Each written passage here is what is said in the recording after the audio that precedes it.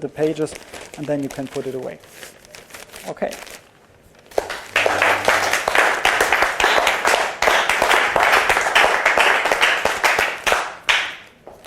This is the version for the small papers, and because the duplicate is smaller, the handling can be different, and even you can show it at the beginning even clearer. You can show that like so, and this is really close, isn't it? Yes.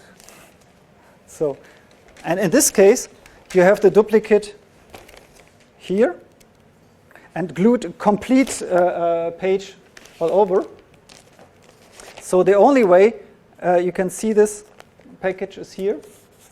But this is the exact position where you have your hand when you naturally hold a newspaper. So you have the two double pages.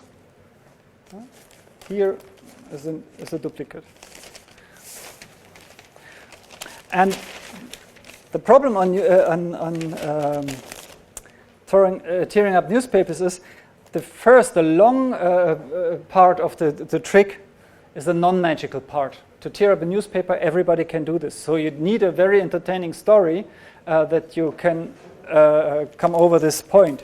But newsflash, you can rip very quick to show these pieces are separate and make the restoration. So you can perform it in 30 seconds. Yeah. So that's the tabloid.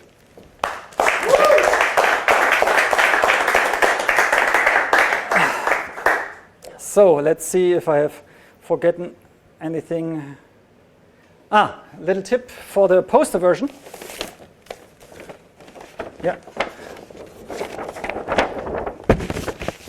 If you have already tried it or so, there are some people who told me the pieces fall down on the floor. And this is because people try to speed it up by throwing it down. But it's not necessary. The speed up will separate the magnets. Just let go and open it up. It's so surprising, so even if you see this, maybe this situation for a moment, yeah, because it's so surprising, you won't see it when you see this the first time. Yeah, and this is the same for the restoration of newsflash, because nobody expect the restoration in this moment. Everybody expects the restored newspaper, of course. It's a classic piece of magic, and when a magician tears up the newspaper, then of course even lay audience know he will restore it.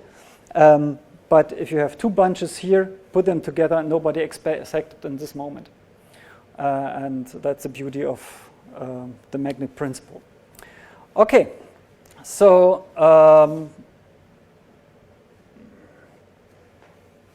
I think I'm done. Well, fantastic.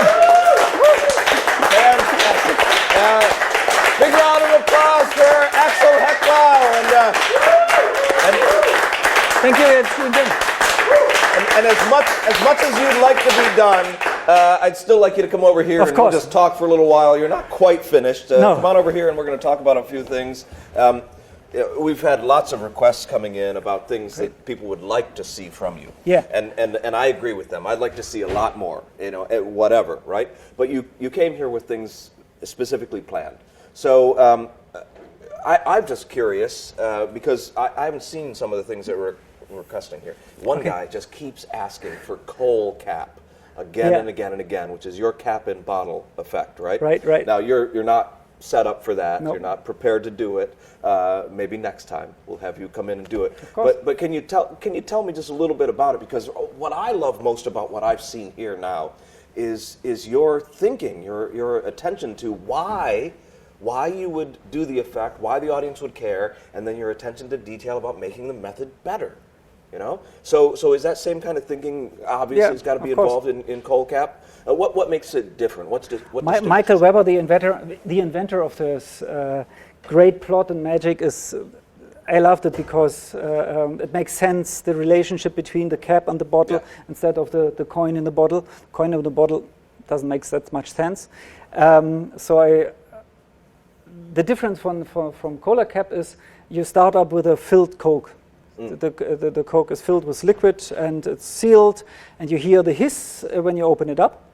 So everybody is convinced it's a normal bottle, no holes, no slits or something inside, and the gas convinces with this little noise. Right. So people can examine this, and then I empty the bottle from the liquid. The psychology behind that, if you empty everything is gone. Nothing else in there. Right, and then I put it in. Right. But I don't stop at this point because this is an unusual effect to a lay audience. So they like to see it again. So in my routine, I repeat it. I take it out again and I put it in again, and then I give it as a souvenir to the spectator. So it's also an impossible object like the 2 fusion card that people can keep.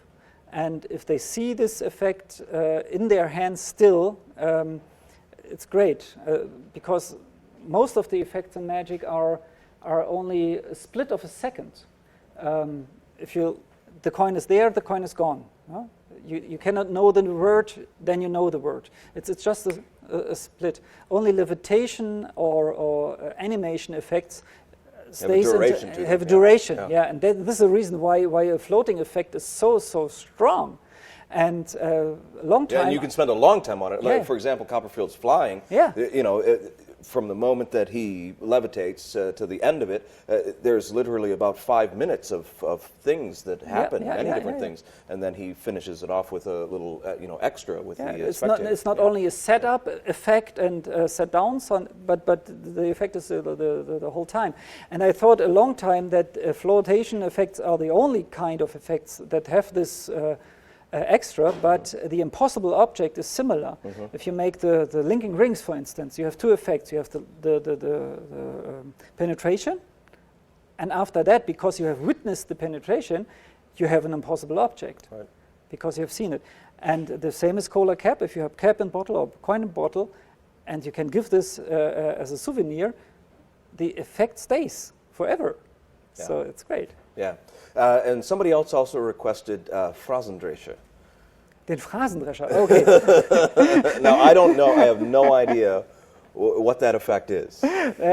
Unfortunately, it's only available in German language because it's a nice card. You have 3 circles that you can I don't know if you use it here in the States too, if you have to park anywhere and you have this to put in the time when you arrived. Do you know these? It's probably something different from what we do here. Yeah. Anyway, it's a card with little holes inside, and you can put a phrase, and this phrase is a political phrase, and it sounds always funny.